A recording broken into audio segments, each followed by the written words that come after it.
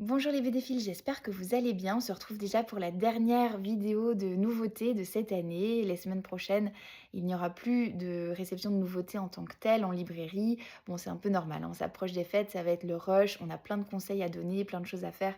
Donc il faut laisser les libraires un peu tranquilles, on ne déballe plus de cartons.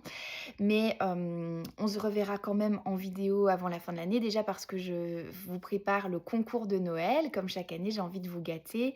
Et ensuite, parce qu'il n'est pas impossible que je vous publie l'une ou l'autre vidéo pour revenir sur des coups de cœur ou pour vous proposer l'une ou l'autre idée de cadeau à faire ou à vous faire. Donc j'ai quelques bandes dessinées, quelques mangas à vous présenter cette semaine et notamment un coup de cœur, un vrai beau coup de cœur et par lequel je commence immédiatement. Ça s'intitule Night Club. C'est le retour de Arthur Depin en librairie. Alors ce nom vous dit peut-être quelque chose. Arthur Depin, c'est le scénariste et dessinateur de Zombielenium. Excellente série. D'ailleurs, je me souviens encore de ce que j'avais ressenti en lisant le premier tome. J'avais trouvé que c'était tellement unique, tellement drôle, tellement différent et de tout ce que j'avais pu lire avant. Donc j'ai une certaine admiration pour Arthur Depin. Et j'étais très heureuse de savoir qu'il revenait donc avec un nouveau titre, une mini-série prévue en 2 tomes, une satire moyenâgeuse hilarante. Et c'est sorti chez Dupuis. Alors ça se passe, c'est une histoire qui se déroule au XIIe siècle en Terre Sainte. On suit l'histoire de Séraphine, une jeune forgeronne qui cherche à protéger son village, qui est constamment menacé et pillé par les croisés. Et elle va se retrouver, je vous en dis pas trop parce que vraiment, il faut se plonger dans cette histoire, c'est savoureux, il faut pas trop en dire. Et donc Séraphine va se retrouver à essayer d'engager 7 mercenaires, 7 guerriers, à la personnalité haute en couleurs et au caractère bien trempé.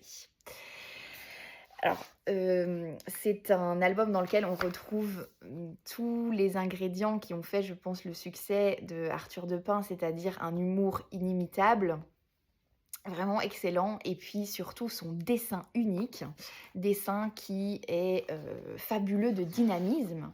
On se retrouve avec des scènes de combat qui sont, hallucinantes et c'est dynamique au point qu'à certains moments, on pourrait se croire dans un film d'animation, hein. Vraiment, c'est terrible.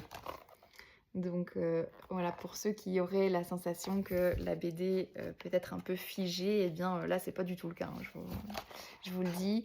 Ça parlera à tous les publics, je crois, si vous êtes amateur d'humour.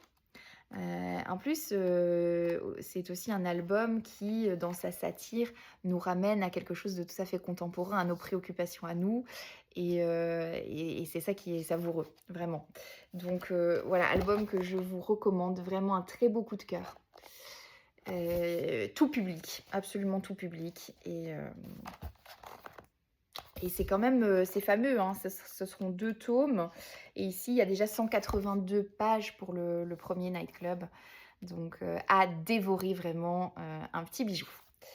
Ensuite, j'ai reçu, le tome 1 de Godspeed. Alors, c'est Romain Hugo au dessin, ce n'est pas lui au scénario, c'est Éloi Rousseau. Donc pour les amateurs d'aviation et du dessin magnifique de Romain Hugo, vous allez vous régaler. Godspeed, c'est une histoire qui se passe dans l'Amérique des années 30. Le protagoniste de l'histoire, Lloyd Fairbanks, est approché et on lui propose une occasion unique, celle de rejoindre un groupe, une équipe qui tente de battre un nouveau record de vitesse en avion. Et on va suivre toute son aventure en lien avec cela. Et je vous montre un petit peu le dessin pour ceux qui ne connaissent pas encore Romain Hugo, hein. Pour ceux qui le connaissent ne seront pas étonnés. Alors, il y a cette particularité qu'ils ont sorti cet album, ils ont prépublié Godspeed en sorte de petits fascicules. Donc c'était en 4 fascicules, il y en a 2 déjà qui sont sortis. Et les 2 premiers sont regroupés dans cet album classique-là. C'était sympa, hein, cette idée de prépublication en petits fascicules. Donc ça peut... si certains sont vraiment fans de Romain Hugo, ils auront peut-être envie de trouver les fascicules. Ils sont tout à fait disponibles encore, hein, si vous voulez vous les procurer. C'est un petit format par rapport à la BD classique. Voilà, comme ça vous voyez un petit peu. Donc, alors, grosse sortie également, enfin moi j'avais adoré le premier cycle, j'ai reçu le tome 3. Enfin est-ce qu'on peut appeler ça un tome 3? Bon, en tout cas un nouveau cycle de la, série Dans la tête de Sherlock Holmes. Dans la tête de Sherlock Holmes, où on retrouve évidemment notre duo préféré, Sherlock Holmes et Watson, dans une nouvelle enquête en Écosse cette fois-ci, où une créature cauchemardesque, tout droit sortie du folklore local, semble semer les cadavres. C'est tout ce qui avait bien fonctionné dans le premier diptyque, donc la première aventure en 2 tomes, eh bien on peut le retrouver dans cet album. Déjà, c'est un dessin qui est unique, vraiment. Alors, tellement original. Moi, j'adhère complètement, j'adore.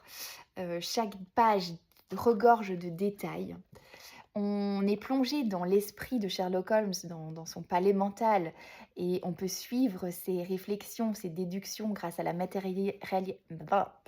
matérialisation, pardon, d'un fil rouge ici dans la bande dessinée, hein. Donc on est vraiment avec lui, on suit toute sa déduction, toute sa logique sur l'enquête en cours. Et puis, il y a plein de c'est hyper ludique parce qu'il y a plein de petites choses. Il y a des effets de transparence. On peut recourber une page pour obtenir des indices. C'est vraiment ouais, c'est à la fois unique, ludique, bien écrit, c'est inventif.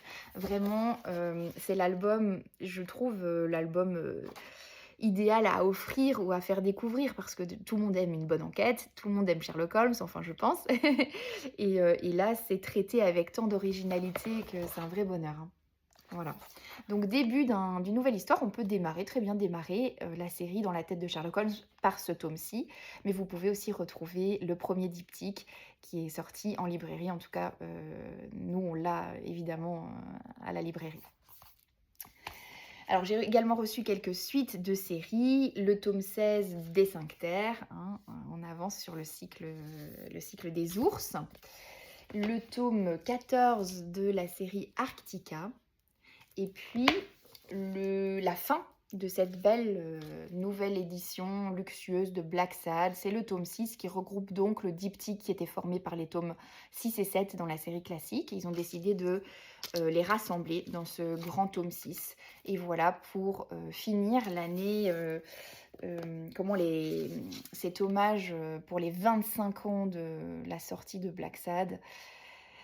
Toute la série est là, alors voilà, il est encore temps de vous la procurer si vous n'aviez pas encore cédé. Tous les 6 tomes sont disponibles désormais, donc n'hésitez pas. Alors en BD jeunesse, last but not least, le tome 18 des Blagues de Toto, hein, que les enfants adorent. En manga, de grosses sorties, évidemment le tome 111 de One Piece. Alors pour le premier tirage, toujours cette petite version métallisée. Le tome 6 de Kagurabachi, le nouveau shonen qui cartonne. Le tome 1 d'un spin-off de Kaiju Number 8. Donc c'est Kaiju Number 8 Relax, un spin-off très humoristique. Le tome 2 de Stage S. Le tome 3, alors très très bon début, ça avait bien fonctionné là chez Nobi Nobi, Beryl de Paysan à maître d'armes, et donc le tome 3 est sorti. Le tome 30 déjà de Blue Lock, on ne sait pas quand cette série va s'arrêter, hein, ça commence à être long. Blue Period, le tome 17, et puis le tome 4 de Kaijin Fungeki. Donc excellente série également chez Pika en shonen. Voilà, c'est tout pour cette vidéo que j'ai pris plaisir à vous présenter. J'espère que vous allez jeter un petit coup d'œil au coup de cœur de la semaine parce que ça vaut vraiment la peine. Moi, je vous fais de très très gros bisous. Je vous souhaite un excellent dimanche et puis on se retrouve très vite pour un concours de Noël. À bientôt!